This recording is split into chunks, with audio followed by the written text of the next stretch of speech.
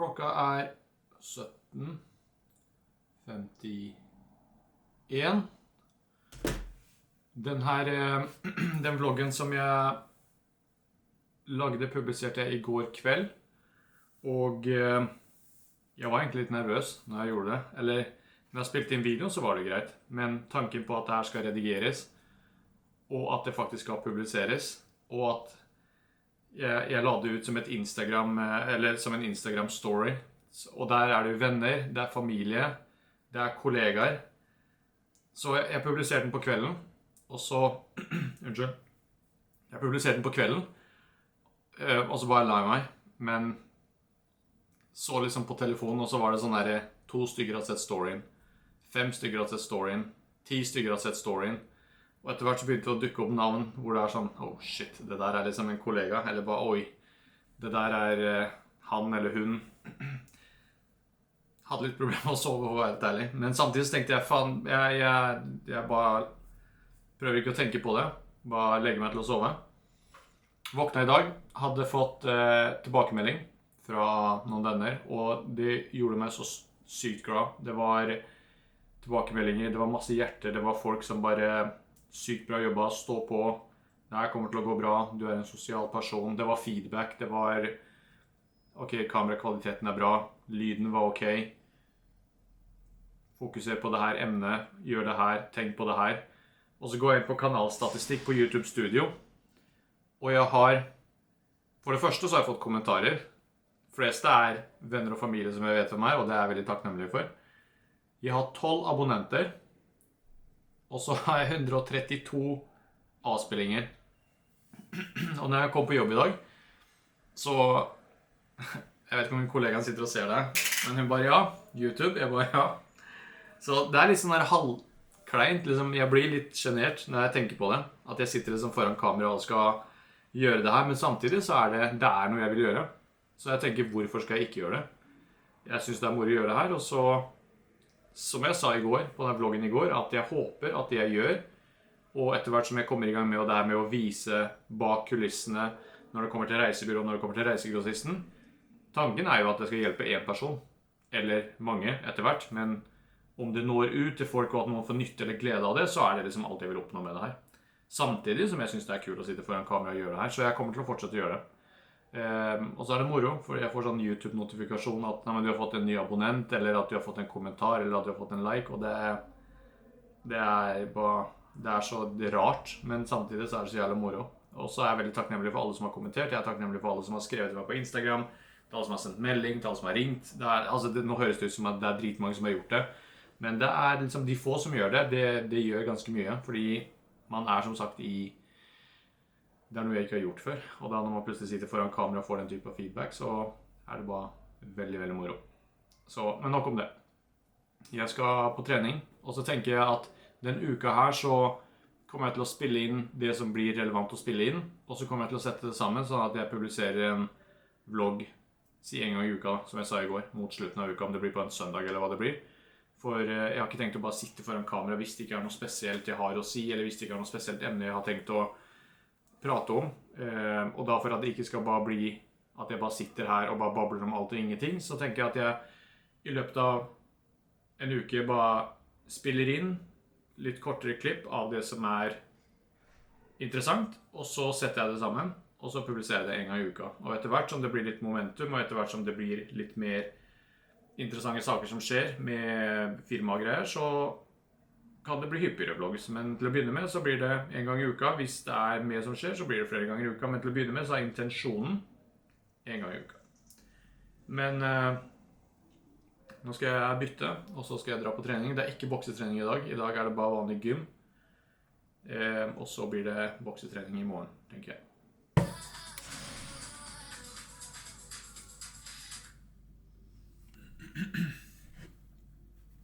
Spiller andre mennesker, og måten du holder på foran kamera, veldig naturlig, ikke kleint. Du forteller ekte ting. Det treffer folka 100%, fordi det blir sånn der, plutselig sier jeg føler meg ikke så alene nå. Det er sånn video. At jeg plutselig en dame nå som ikke har det bra, en kar som ikke har det bra, kanskje har skjult ser på videoen og tenker, fy faen, det finnes mennesker der ute, vi er jo helt like egentlig. Men folk innser det ikke, bortsett fra med det. Du kan være en personlig psykolog for noen uten at de vet det engang. Det du beskriver der, det er akkurat det jeg har forsøkt å få frem. Du vet, når jeg satt og spilte inn den videoen i går, så satt jeg først, så hadde jeg et par runder med meg selv, så satt jeg og tenkte, skal jeg gjøre det her, skal jeg ikke gjøre det her? Og så tenkte jeg legger bort den tvilen jeg har, i håp om at det jeg sier, og du vet, alt det her som jeg og du har snakket om tidligere også, bare i håp om at noe av det jeg sier hjelper noen der ute. Det er ikke sikkert de noensinne kommer til å si det til meg, eller at de kommer til å kommentere det, eller at jeg får vite om det. Men bare tanken på at noen kanskje sitter der ute, føler seg alene, ikke vet helt hvordan de skal sette i gang, bare ha et eller annet i seg, og at de får mot. Du vet, når vi gjør det her, at de bare, vet du hva, fuck it, jeg prøver, for det finnes andre der ute som også gjør det. Og at de bare tar ett steg, og at bare en liten aspekt av livet deres blir bedre, det er liksom alt jeg vil oppnå. Og ting... Jeg sier til deg, jeg kjenner jo deg inn og ut, jeg kjenner nesten alle som ser på den videoen. Så hvis det treffer meg, hadde jeg tenkt, wow, du satt det virkelig, det er som å skrive det ned på en page, så jeg ble enda mer bevisst på det. For når jeg er med deg i daglige liksom, liv, så blir det ikke det samme. Når man får det på video, det er YouTube, det er... Jeg tenker, wow, jeg er oppvokst med han der, jeg er jo så nærme han, jeg er jo nærmest hans. Tenk på folk som ikke kjenner deg, og tenker, shit, dette her er K1. Jeg får nesten et annet innblikk om at den er fra A til Å, men når du får lagt det på en video, eller skrevet det ned, når du har fått det på en video, så blir det sånn her, shit, den treffer liksom.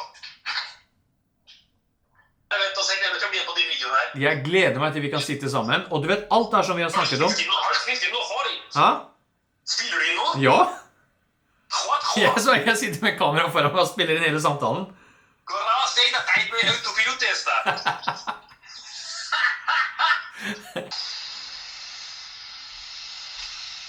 Så er de så lidenskapelige at hvis de faktisk gjør det, så kommer de til å gjøre suksess. Det kommer til å gi dem den gleden som de håper på. Ja.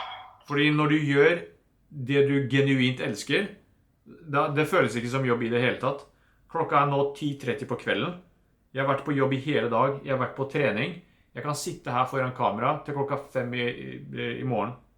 Det hadde ikke gjort meg noe som helst, for det føles ikke som jobb. Det er det de sier. Overall, if I can just summarize it in one word, it's been a good week. I can see that, and I can hear that, and what's nice about it is the way you described it is, yes, there's great things happened at work, but that's just one aspect of it. Such a big aspect is this idea of feeling at home, and I know you're speaking to me about where you live, your physical being, because you've said to me before that you would take yourself out to a cafe down the road, just anything just not to be sat in that place and be still. But when you speak to me about home, what was coming up for me was you being at home with you, feeling safe within yourself, regardless of where you are. The idea of being home, that is security. That's all you've ever wanted. Yeah. When we think about home, that's a safe place, there's comfort, it's yours. So it's just something about the way you said home. It's this idea of I feel safe in that now.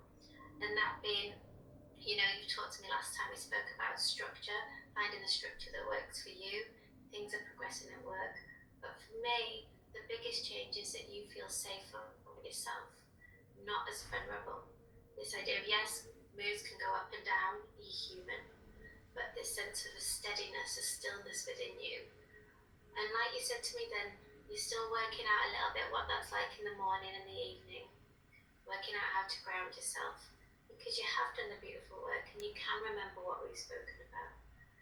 So yeah, does that resonate at all, this idea of home, being safe, being still, having, at this point in your life, having the comfort that for a long time, whether it was in your childhood or throughout your adolescence into your 20s, this sense of never quite feeling safe. Det var en liten oppsummering av de siste par dagene. Han første dere hørte, det er en barndomsvenn og forretningspartner. Det er han jeg har tenkt å starte reisebyrået med. Og han ringes flere ganger om dagen, hver dag. Vi prater om alt. Spesielt nå i det siste så har det vært mye av det vi holder på med, som jeg har fortalt om i reisebyrået, men også en del privat. Og Den andre stemmen som dere hørte, det terapeuten min. Henne snakker jeg med en gang i uka. Det har, som jeg sa i den forrige vloggen, det har vært ganske mye som har skjedd siste månedene. Og det har bare kjent et behov av å prate med noen. Og da prater jeg med henne, og da har vi videosamtaler hvor det 45 minutters videosamtaler. En gang i uka, ved behov flere ganger i uka. Men det har vært mye bedre i det siste, så da det blir en gang i uka. Og litt som dere hørte i samtalen, så blir det blir bare en del refleksjoner. Det mye som skjer i alles liv. Og da, som jeg sa i den første videoen som jeg la ut, så blir det i perioder såpass mye som skjer samtidig at man ikke helt klarer å på en måte strukturere det selv. Og da det greit å ha en profesjonell som man kan prate med, synes jeg. Jeg har aldri gjort det før, det var første gangen, og det angrer jeg ikke på i det hele tatt. Ha en profesjonell som bare kan hjelpe med å sortere tankene, som jeg kaller det. Prate med henne, prater om alt som foregår, alt fra mitt privatliv, alt fra mine tanker, hvordan jeg har hatt det, hva jeg tenker fremover. Jeg snakker med henne om forretninger, jeg snakker med henne om trening, jeg snakker med henne om hva jeg tenker på, hvordan jeg har det. Jeg snakker med henne om hvordan jeg føler meg på kveldene, hvordan jeg føler meg på morgenen. Jeg snakker med henne om mine relasjoner, familie, venner og det som Og så får jeg på en måte, jeg får hennes syn på det hele, fra noen som utenforstående, eller jeg vet ikke hva riktig ord blir, men noen som på en måte ikke i mitt liv på den måten, som ser det utenifra. Og som i tillegg profesjonell innen det her med psykisk helse og hele den biten her. Så det her var bare et lite klipp. Samtalen på 45 minutter, og vi pleier å strukturere det opp ved at vi har et emne som vi prater om. Og samtalen i dag var litt om hvordan det har vært i det siste, bare en sånn liten recap. Så det var hennes stemme dere hørte der. Men jeg tenker at vi avslutter den vloggen her med det her. Og så tenker jeg at de kommende dagene så kommer det til å bli litt stille. Jeg tror ikke det kommer til å bli så mye som blir spilt inn. Jeg har bursdag på lørdag, og da skal jeg feire. Og da tenker jeg bare at jeg ikke skal holde på med det her. Kanskje jeg gjør det. Jeg ikke helt bestemt meg enda. Kanskje jeg gjør det. Men jeg tror mest sannsynlig så kommer jeg til å bare legge ned kamera. Jeg kommer bare til å ha det hyggelig, og så jeg på igjen fra neste uke. Men den vloggen her avslutter jeg i hvert fall nå, og så skal jeg prøve å redigere det klart i kveld, og nå klokka nesten 9 på kvelden, og så skal jeg få lagt den ut. Så takk for at du så på, og har du noen feedback på alt ved denne vloggen, og de tidligere vloggene, nei, den forrige vloggen og den vloggen her, har du feedback om lys, bilde, måten jeg på, måten jeg snakker på, hva som helst som kan på en måte hjelpe meg konstruktivt med å forbedre meg, så si gjerne ifra. Og jeg synes det her jævla moro, så jeg kan godt sitte her og prate i timesvis, men jeg avslutter her nå. Og tusen takk for at du så på, så ses vi i neste video.